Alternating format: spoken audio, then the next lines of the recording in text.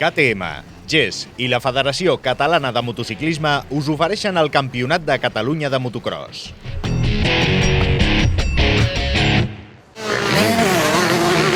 El Campionat Català de Motocross va iniciar-se el passat diumenge 10 de febrer al circuit de la Pobla de Mafumet amb més de 110 inscrits per les categories MX Elite, MX1, MX2, MX3, MX4 i MX5. Bueno, estic aquí al Campionat de Catalunya de Motocross, aquí a la Pobla de Mafumet.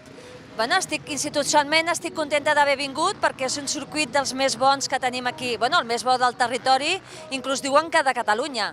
Llavors, el fet de que s'hagi organitzat aquí el Campionat de Catalunya vol dir que tant el president del club com el circuit, que és pels esportistes, es mereix l'organització d'aquí.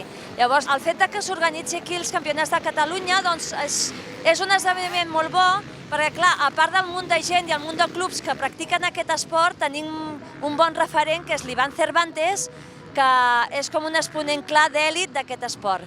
Els primers en sortir van ser els pilots de les categories MX Elite i MX1, englobats dins la mateixa màniga.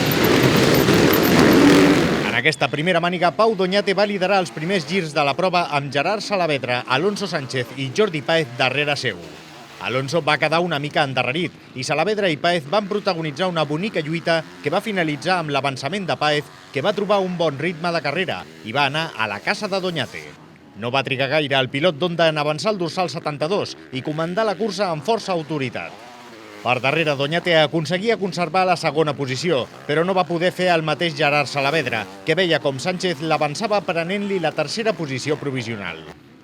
Sota la bandera quadres victòria per Jordi Páez, seguit de Pau Doñate i en tercera posició el pilot d'Almeria, Alonso Sánchez.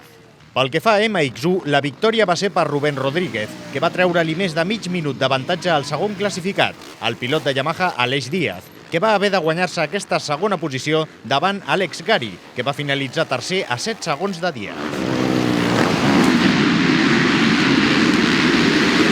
A la segona màniga el guió va ser un altre per la categoria MX Elite.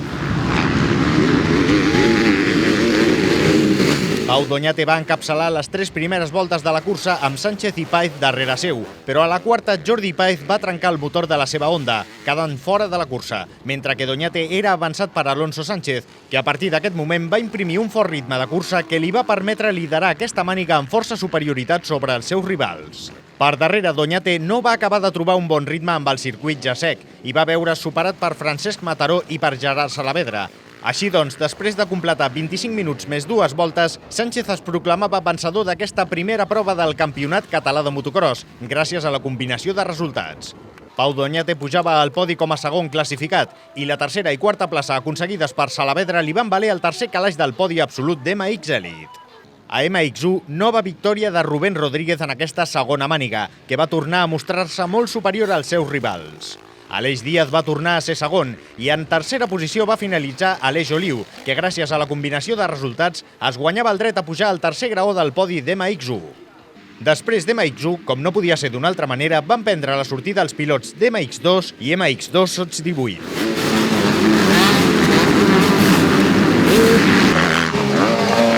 El pilot de Suzuki, Sergio Castro, participava per totes dues categories i molt aviat va deixar palès que aquesta temporada vol ser campió català, ja que des del primer revolt, Castro va dominar la màniga obrint un bon forat respecte al grup perseguidor que li va permetre rodar amb certa placidesa. Però l'espectacle en aquesta màniga el va posar el grup perseguidor, on les lluites i els canvis de posició no donaven treva.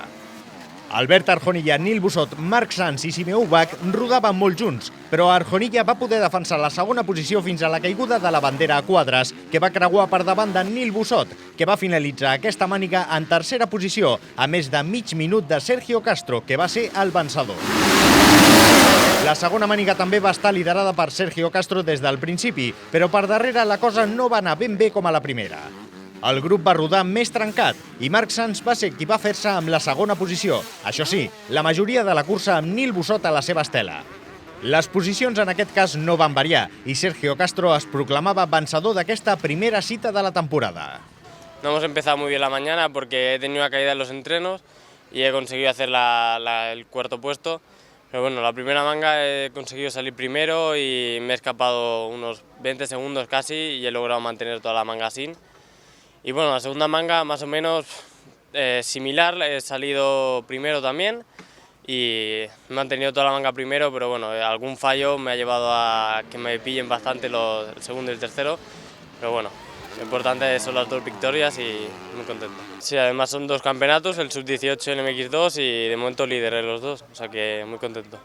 Sergio Castro va pujar als dos podis com a primer classificat. En el cas d'MX2, acompanyat de Marc Sanz i Nil Bussot com a segon i tercer respectivament, tot i que empatats a punts. Mentre que per la categoria sots 18 van ser Albert Arjonilla i Ferran Arnau qui van acompanyar a Castro com a segon i tercer respectivament.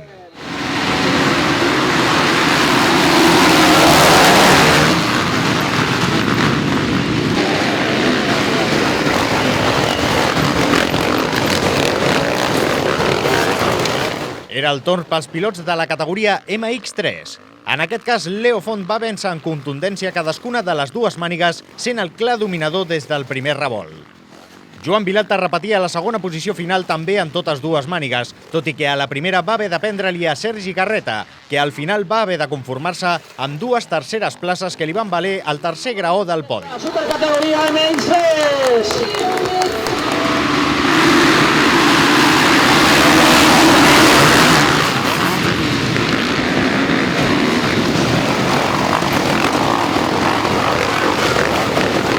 Era el torn dels veterans amb la disputa de les categories MX4 i MX5. En aquest cas, Xevi Colomer va fer bons els pronòstics per a MX4 i va vèncer amb força autoritat totes dues mànigues, per davant del Fred Camps, que va aconseguir dues segones posicions, i d'Albert Batalla, que també repetia el resultat en totes dues sessions, en aquest cas tercer. Bueno, ha estat la primera cursa de la temporada i per mirar una mica com estem de forma, com hem fet la pretemporada, i la veritat és que ha quedat un circuit molt exigent, un circuit amb molt batxe, amb puestos molt complicats i és un circuit que sempre a principi d'any ens agarrotem tots una mica de braços. Sí, pensa que el circuit al principi està planer, hi ha un bon grip a l'hora d'haver regat el circuit. El circuit es va secant, van sortint sots, van sortint roderes, el circuit cada vegada exigeix més una mica de pilotatge i de físic i sobretot el fet que s'assequi, que no tinguis aquella confiança de poder obrir el gas. És normal que de principi a final hi hagi una mica de diferència amb els temps. Però s'havia de passar, s'havia de fer, és com un entreno més i personalment la cursa ha anat molt bé, he pogut sortir primer cada màniga, marcar una mica el meu ritme i rodar còmode. La veritat que molt content. En quant a MX5, tampoc va haver variacions de resultats i Agustí Vall va vèncer en totes dues mànigues amb força superioritat sobre Josep Salvador, que va finalitzar segon en totes dues sessions, i sobre Jordi Redon, que va aconseguir 2 tercers llocs. La propera prova del Campionat Català de Motocross es disputarà el proper 24 de febrer a Lleida.